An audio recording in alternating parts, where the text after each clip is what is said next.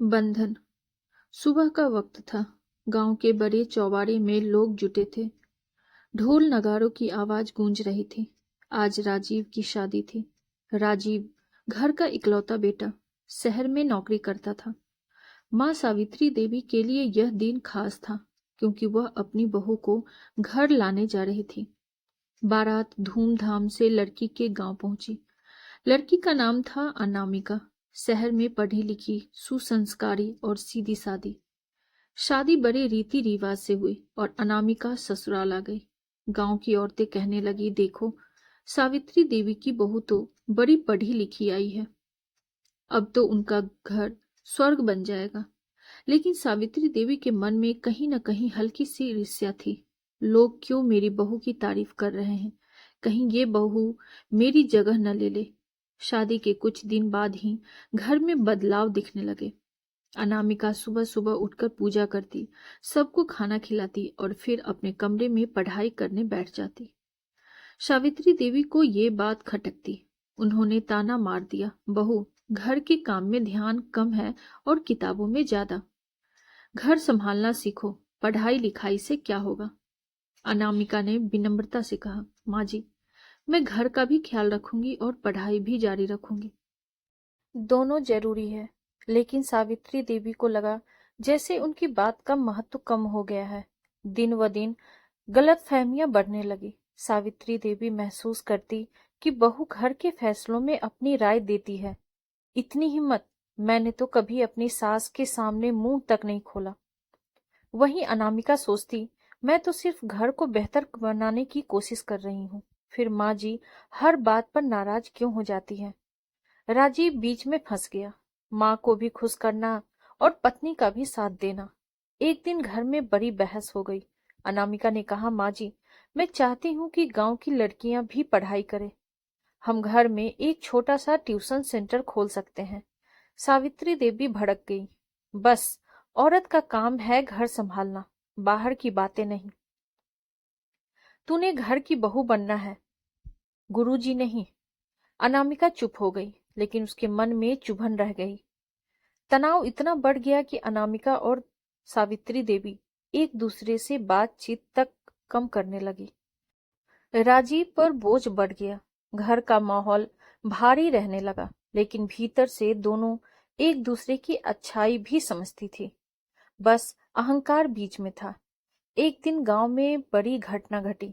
गांव की एक लड़की, पूजा, पढ़ाई छोड़कर शादी के लिए मजबूर कर दी गई। रोते रोते उसने अनामिका से कहा, दीदी, काश मैं भी आप जैसी बहू होती, पढ़ाई जारी रख पाती।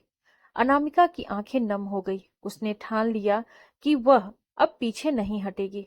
राजीव ने भी पत्नी का साथ दिया। माँ, अगर बहू पढ़ाना चाहती है तो इसमें बुराई क्या है? हमारा गांव तभी बदलेगा जब लड़कियां पढ़ेगी।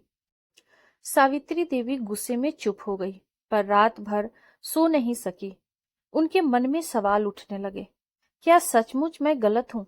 क्या बहू सही कह रही है? अनामिका ने घर के आंगन में ही छोटी सी क्लास शुरू कर दी। पहले तो 3-4 लड़कियां आई, धीरे धीरे संख्या बढ़ने लगी। लड़कियां पढ़ाई से खुश थी। उनके माता पिता भी तारीफ करने लगे। सावित्री बहन, आपकी बहू तो गांव की किस्मत बदल रही है। ये सुनकर सावित्री देवी का सीना गर्व से फूल जाता, लेकिन मुंह से कहती, ठीक है, लेकिन घर का काम भी संभाले। उनका अहंकार अब भी पूरी तरह टूटा नहीं था। एक दिन गांव के दबंग चौधरी ने ऐलान किया, लड़कियों को पढ़ाना गांव की परंपरा के खिलाफ है। यह क्लास तुरंत बंद करो। सावित्री देवी को लगा बहू की वजह से अब समाज उनका मजाक उड़ाएगा। उन्होंने गुस्से में कहा, अनामिका, ये सब बंद कर दो, मुझे अपनी इज्जत प्यारी है।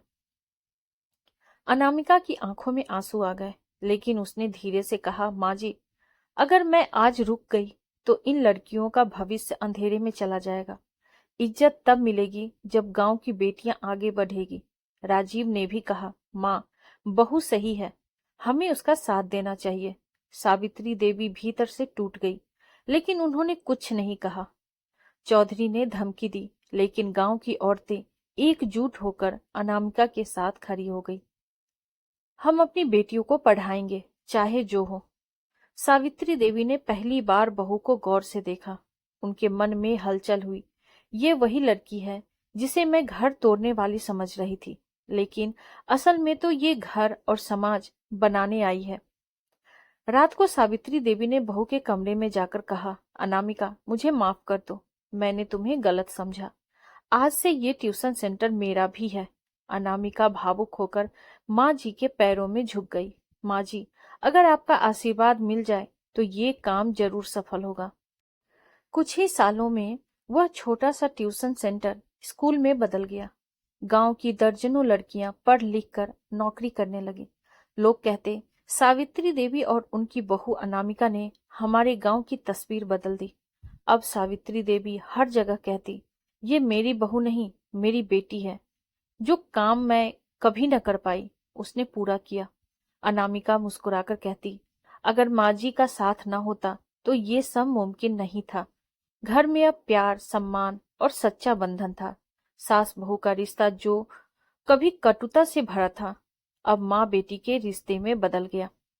रिश्तों में सबसे बड़ा दुश्मन है अहंकार और सबसे बड़ी ताकत है समझदारी। बहू अगर घर में नई सोच लाती है तो सास का अनुभव उसके साथ मिलकर परिवार और समाज दोनों को बदल सकता है। सास बहू का रिश्ता जब प्रतिस्पर्धा से हटकर सहयोग में बदल जाता है, तभी घर में स्वर्ग बसता है। आपको हमारी ये कहानी कैसी लगी, कमेंट बॉक्स में जरूर बताइए, और ऐसी ही ढेरों सारी कहानियों के लिए वीडियो को लाइक, शेयर और चैनल पे नए हैं तो सब्सक्राइब करना ना भूलें। Thank you.